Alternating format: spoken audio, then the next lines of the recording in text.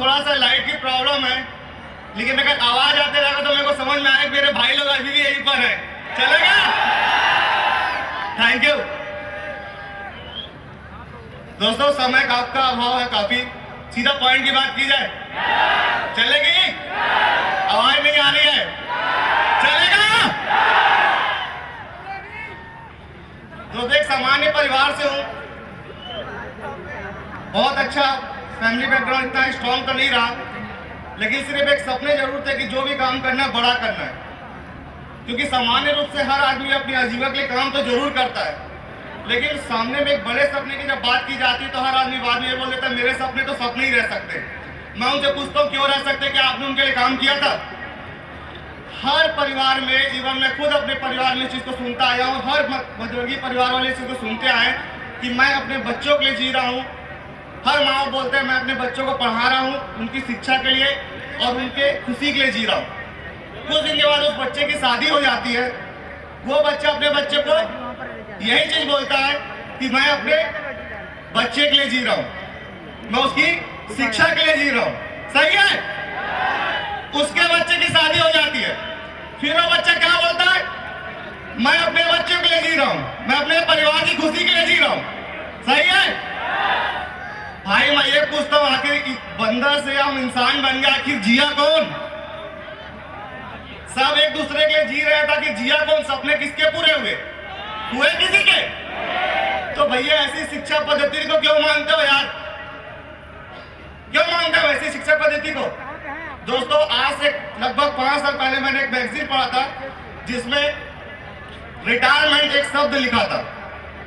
मुझे बड़ा ताज्जुब हुआ कि रिटायरमेंट है क्या। मैं जब उसको खोल के अंदर में पढ़ा तब समझ में आया कि 34 साल, 35 साल, 38 साल की एज में कई लोग ऐसे थे इंडिया में जो रिटायरमेंट ले चुके थे अपने काम से, लेकिन उनके पास पैसे बहुत थे और केवल वो क्या कर रहे थे? अपने शौक पूर्ति करने के लिए। किसी को पेंटिंग बनाना था तो पेंटिंग क्लास ज्वाइन किए थे, उम्र 38 साल की थी।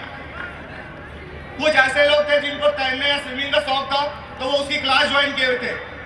मैं बोला इतनी कम एज में भी लोग रिटायर हो सकते हैं क्या? वो वाकई एक सपना था। लेकिन धीरे धीरे जब मैं काम करना चालू किया उसका कुछ समय बाद सिक्योर लाइफ का ऑफर मुझे मिला। बाद में मुझे समझ में आया कि उनका कॉन्सेप्ट और इसका कॉन्सेप्ट में अंतर क्या है। एक छोटी सी स्टोरी आपको समझ में आ जाएगी अच्छी तरह से कि असफलता और सफलता में अंतर हम क्यों नहीं कर पाते। कारण यह है, इंडिया में बंदर को पकड़ते किसी ने देखा है? बंदर कैसे पकड़ते हैं? एक बॉक्स रहता है, उस बॉक्स में एक छोटा सा छेद रहता है और नीचे फल्ली दाना रहता है। बंदर पेड़ से उतरता है और उसमें हाथ डाल देता है, उसके बाद फल्ली दाना को पकड़ लेता है, उसकी मुट्ठी क्या हो जाती है? बड़ी हो जाती है। और उसके बाद बंदर अपने जब हाथ खींचता है तो क्या बाहर आएगा? क्या हो आएगा? बंदर पकड़ा जाता है। दोस्तों इतने ही साहित्य से हम अपनी उस समस्या को दिल से लगा के रखे हैं, उस समस्या को आप जिस दिन छोड़ दोगे डायमंड सिर्फ आपका इंतजार कर रही है। उस फल्ली को छोड़ना नहीं चाहते और काजू खाने का शौक रखते। अगर बंदर उस फल्ली को छोड़ देता तो एक दिन काजू के खेत में खाता कि नहीं खाता? बस यही समस्या हम लोग के साथ में है कि मैं ट्रेनिंग में नहीं आ सकता, मैं सेमिनार में नहीं आ सकता। क्यों? क्योंकि हाथ में फल्ली है।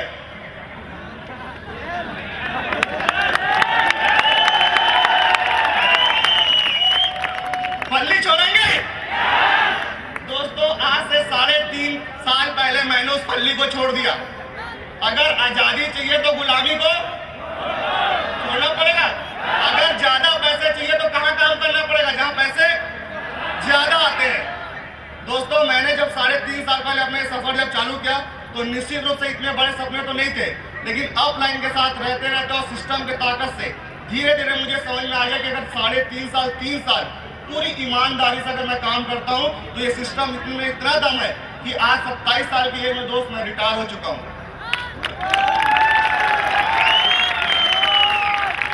और इस बिजनेस को करने का सबसे बड़ा लालच ये था कि एक दिन अपने काम से रिटायर हो जाऊंगा, लेकिन अपने दाम से रिटायर नहीं होऊंगा। और आज महीने के 2 से 2.5 लाख रुपए इस बिजनेस से कमाता हूं। मेरा एक भाई है जिसको मैंने बहुत दिन पहले समझाया था भाई इस बिजनेस को कर ले, लेकिन प्राइवेट जॉब मुंबई में कर रहा था। अभी कुछ समय पहले वो आया था घरों, तो मैंने उसको देखा, बोला क्या यार तुम काफी पतला दुबला लग रहा है, काला काला से दिख रहा है, क्या हो गया तेरे को? तो मेरे को बोलता अच्छा हुआ आप नौकरी नहीं किए कभी। बोला बेटा अच्छा हुआ नहीं किया, इसलिए तो डायमंड हुआ आज। अगर वो पल्ली दाना पकड़ के रखा रहता तो शायद आज मैं भी तेरे जैसा सूखा आम रहता। सही है दोस्तों। दूसरी सबसे बड़ी चीज इस बिजनेस में होती है श्रद्धा। आप कितने श्रद्धा से इस बिजनेस को करते हैं। एक आदमी तालाब से निकलता है, उसको गोल जैसा कोई पत्थर मिलता है, एक पेड़ के नीचे लाके रख देता है। एक आदमी नहा के निकलता है, उस पर जल डाल देता है। कुछ दिन बाद गांव वाले बोलते हैं यहाँ मंदिर बना देना चाहिए, फिर मंदिर बना दिया जाता है। कुछ दिन के बाद वहां पर लोग बोलते हैं मन्नत पूरी होती, फिर झंडा चढ़ाना चालू कर दिया जाता है। था क्या वो? तालाब से निकला एक पत्थर था, आपने श्रद्धा में उसको भगवान मान लिया। दोस्तों अगर सफलता चाहिए तो श्रद्धा में इस कंपनी को भगवान मान लो आप।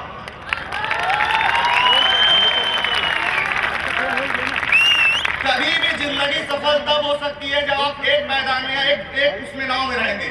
कभी भी अपनी शादी को सफल बनाने के लिए 10 लड़कियों से शादी करने की जरूरत नहीं है।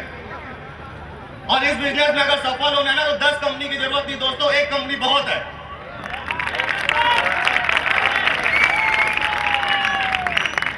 एक कंपनी जो पिछले 10 साल से लोगों की प्यास बुझा रही है, एक अथाह समुद्र है। सही है। एक बगल में छोटा सा कोई नली का गड्ढा खोद देता है और बाद में हमको बोलता है तेरी प्यास यहाँ बुझेगी। अरे उसकी खुद की प्यास की गारंटी नहीं, सालों तेरी प्यास क्या बुझाएगा?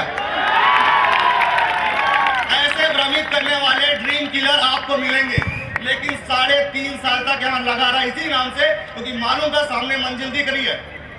सिर्फ आपको यहाँ पर समय देने की जरूरत है, क्योंकि 6 महीना तो हमको अपने आप को सिस्टम में देने की जरूरत है। पहले दिन से आने के बाद हम कोई चीज सीखे नहीं रहते। जब ये सीखने का समय आता है तभी हम गायब रहते हैं। और बाद में बोलते हैं कि पानी गिर नहीं तो मैं भी डायमंड होता, मेरे नसीब अच्छे नहीं थे, मेरा पड़ोसी खराब था। दोस्तों सफलता केवल आपके यहाँ से निकलती है। और अगर आप वाकई दिल से इस चीज को मान लिया कि मैं 3 साल तक इस बिजनेस को पूरे नियम और उतनी आस्था से मानता चले जाऊंगा, तो निश्चित है मैं आज यहाँ खड़ा हूं, कल आप यहाँ खड़े होंगे। दोस्तों सिक्योर लाइफ के में तो ऐसे है कि बातों का कोई खत्म होने का आसार ही नहीं है, इतनी सारी बातें हैं। लेकिन आज मेरे बहुत से अपलाइन है जिनके माध्यम से मैंने इस बिजनेस में सफलता हासिल की है, और निश्चित आज मुझे फिर उनसे कोई एक ऐसी चीज मिलने वाली है जो मुझे फिर आगे के लिए और तेजी से एक नया सपना देने वाली है। तो दोस्तों आज अपनी वाणी को यहीं पर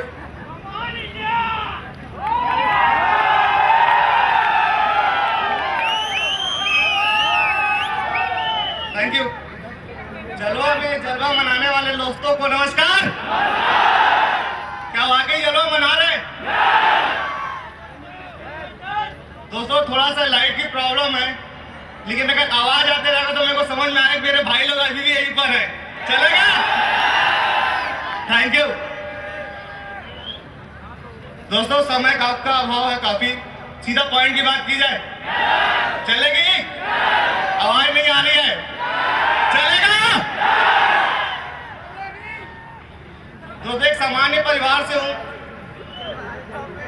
बहुत अच्छा फैमिली बैकग्राउंड इतना स्ट्रॉन्ग तो नहीं रहा, लेकिन सिर्फ एक सपने जरूर थे कि जो भी काम करना है बड़ा करना है।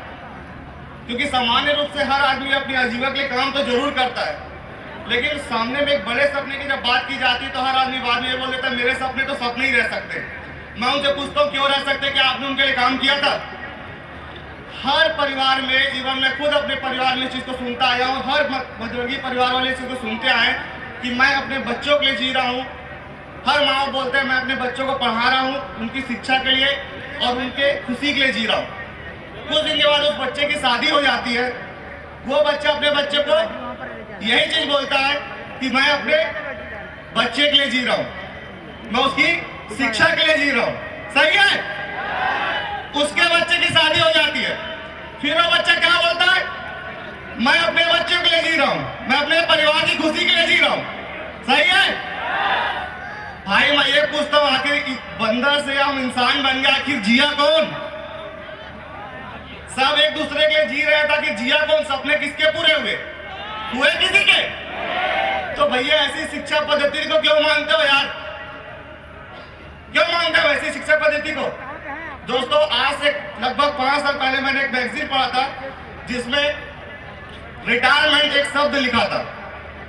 मुझे बड़ा ताज्जुब हुआ कि रिटायरमेंट है क्या। मैं जब उसको खोल के अंदर में पढ़ा तब समझ में आया कि 34 साल, 35 साल, 38 साल की एज में कई लोग ऐसे थे इंडिया में जो रिटायरमेंट ले चुके थे अपने काम से, लेकिन उनके पास पैसे बहुत थे और केवल वो क्या कर रहे थे, अपने शौक पूर्ति करने के लिए। किसी को पेंटिंग बनाना था तो पेंटिंग क्लास ज्वाइन किए थे। उम्र 38 साल की थी। कुछ ऐसे लोग थे जिनको तैरने या स्विमिंग का शौक था तो वो उसकी क्लास ज्वाइन किए थे। मैं बोला इतनी कम एज में भी लोग रिटायर हो सकते हैं क्या? वो वाकई एक सपना था। लेकिन धीरे धीरे जब मैं काम करना चालू किया, उसका कुछ समय बाद सिक्योर लाइफ का ऑफर मुझे मिला। बाद में मुझे समझ में आया कि उनका कॉन्सेप्ट और इसका कॉन्सेप्ट में अंतर क्या है। एक छोटी सी स्टोरी आपको समझ में आ जाएगी अच्छी तरह से कि असफलता और सफलता में अंतर हम क्यों नहीं कर पाते। कारण यह है, इंडिया में बंदर को पकड़ते किसी ने देखा है? बंदर कैसे पकड़ते हैं?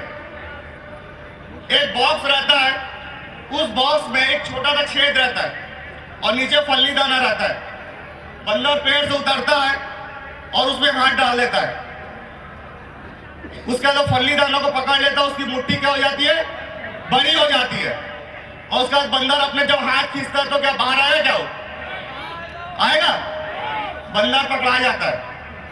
दोस्तों, इतने ही साहित्य से हम अपनी समस्या को दिल से लगा के रखे हैं। उस समस्या को आप जिस दिन छोड़ दोगे, डायमंड सिर्फ आपका इंतजार कर रही है। उस फल्ली को छोड़ना नहीं चाहते और काजू खाने का शौक रखते हैं। अगर बंदर उस फल्ली को छोड़ देता तो एक दिन काजू के खेत में खाता कि नहीं खाता? बस यही समस्या हम लोग के साथ में है कि मैं ट्रेनिंग में नहीं आ सकता, मैं सेमिनार में नहीं आ सकता। क्यों? क्योंकि हाथ में फल्ली है।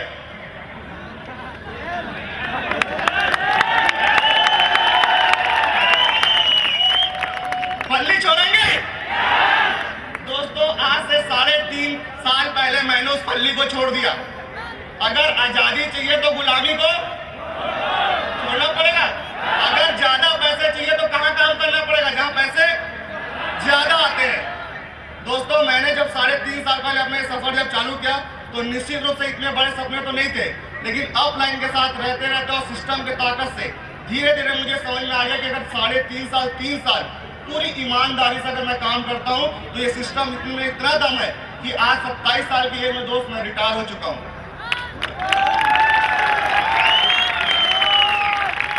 और इस बिजनेस को करने का सबसे बड़ा लालच ये था कि एक दिन अपने काम से रिटायर हो जाऊंगा, लेकिन अपने दाम से रिटायर नहीं होऊंगा। और आज महीने के 2 से 2.5 लाख रुपए इस बिजनेस से कमाता हूं। मेरा एक भाई है जिसको मैंने बहुत दिन पहले समझाया था, भाई इस बिजनेस को कर ले, लेकिन प्राइवेट जॉब मुंबई में कर रहा था। अभी कुछ समय पहले वो आया था घर, तो मैंने उसको देखा, बोला क्या यार तुम काफी पतला दुबला लग रहा है, काला काला से दिख रहा है, क्या हो गया तेरे को? तो मेरे को बोलता अच्छा हुआ आप नौकरी नहीं किए कभी। बोला बेटा अच्छा हुआ नहीं किया, इसलिए तो डायमंड हुआ। अगर वो फल्ली दाना पकड़ के रखा रहता तो शायद आज मैं भी तेरे जैसा सूखा आम रहता। सही है दोस्तों। दूसरी सबसे बड़ी चीज इस बिजनेस में होती है श्रद्धा। आप कितने श्रद्धा से इस बिजनेस को करते हैं। एक आदमी तालाब से निकलता है, उसको गोल जैसा कोई पत्थर मिलता है, एक पेड़ के नीचे लाके रख देता है। एक आदमी नहा के निकलता है, उस पर जल डाल देता है। कुछ दिन बाद गांव वाले बोलते हैं यहाँ मंदिर बना देना चाहिए, फिर मंदिर बना दिया जाता है। कुछ दिन के बाद वहां पर लोग बोलते हैं मन्नत पूरी होती, फिर झंडा चढ़ाना चालू कर दिया जाता है। था क्या वो? तालाब से निकला एक पत्थर था, आपने श्रद्धा में उसको भगवान मान लिया। दोस्तों, अगर सफलता चाहिए तो श्रद्धा में इस कंपनी को भगवान मान लो आप।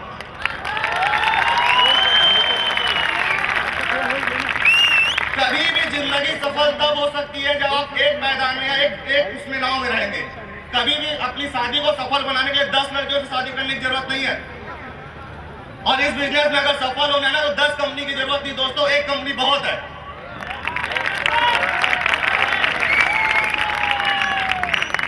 एक कंपनी जो पिछले 10 साल से लोगों की प्यास बुझा रही है, एक अथाह समुद्र है।